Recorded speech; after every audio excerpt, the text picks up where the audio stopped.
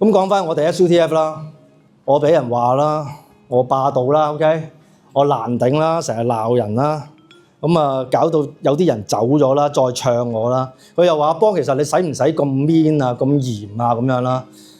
咁但係你問我過咗一年啦，我覺得我自己冇乜嘢，我只係有要求啫。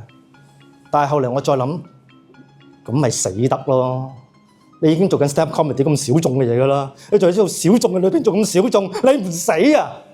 咁所以係嘅，呢8年我都係瀕臨死嘅邊緣嘅。咁但係死下死下都有你哋一班朋友嚟支持，所以多謝你哋。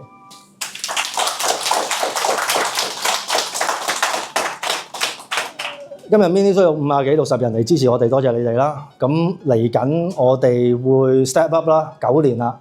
咁我哋會去年獸想去新光戲院啦，黃埔嗰個300人場啦。我希望我應該覺得你都會支持㗎，係嘛？唔該幫我哋摘低啲名啦嚇，佢哋會買㗎啦。喂，咁如果真係 OK 嘅話，真係繼續 OK 嘅話，後年咧我哋就會諗住去更大嘅場，1000人場啦，嗰啲咩麥花臣啊、修頓啊嗰啲，你話好唔好啊？Simon，哦。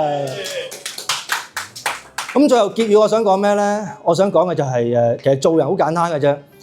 你要知道自己係個咩人，你係一個有要求嘅人定冇要求嘅人。咁如果你係一個冇要求嘅人咧，恭喜你，你人生應該幾舒服嘅。咁但係如果你有要求，好似我呢啲人咧，咁你都預咗係好鬧交㗎啦。你會預咗係會面對好多問題，好多人攻擊。咁但係冇所謂啊，做好自己啲嘢咪得咯，啱唔啱啊？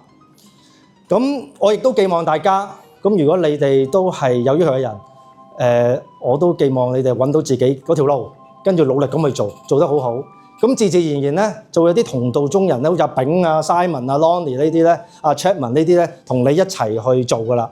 咁但係時咧，又真係時運高嘅，你可能都會遇到你嘅女權 L 同埋爺 L 嘅。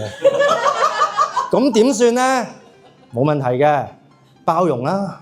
諒解啦，喺合理嘅情況下讚下佢哋啦，然後同佢講：你都辛苦啦，不如你早啲返去休息啦。共勉之，我阿邦，多謝。